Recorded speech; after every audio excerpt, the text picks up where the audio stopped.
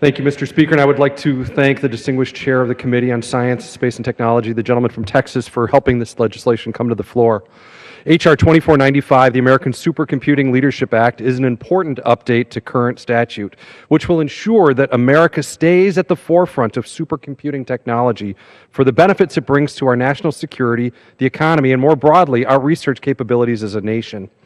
While America and American companies are still leading the way for much of this current technology, it is important to point out that the National University of Defense Technology in China is now housing the world's fastest supercomputer. One of the Department of Energy's primary responsibilities within the National Nuclear Security Administration is the maintenance of our current nuclear stockpile. This stockpile stewardship responsibility is carried out with increasingly complex situations, especially as our stockpile is aged. The need for improved parallelism capabilities and decreased energy requirements are spelled out in this legislation to ensure the department carries out a targeted basic research program to overcoming the most pressing needs. This legislation also points out and defines exascale as the next checkpoint to be accomplished.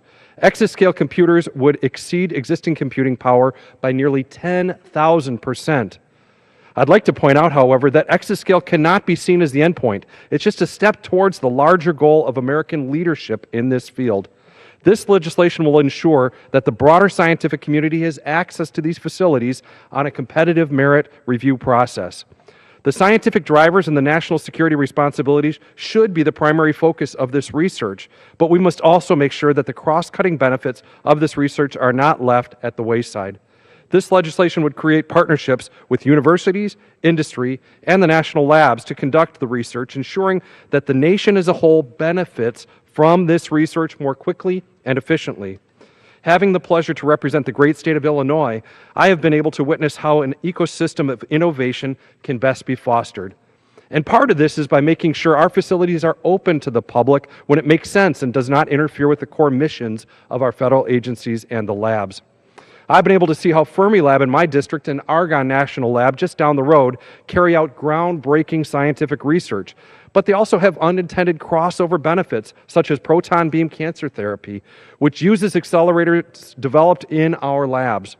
User facilities such as the Advanced Photon Source at Argonne have given a tremendous research capability to pharmaceutical companies, where companies doing research that used to take weeks can often spend more time with samples in the mail than on the lab bench. The computing capabilities of this legislation will help bring about, will have tremendous application in the healthcare and drug development fields. And the modeling simulations this will make available will allow manufacturers to build better prototypes that have been tested thousands of times virtually before they come off the line. This is why I ask all of my colleagues to join me in voting yes on this important legislation. With that, I yield back.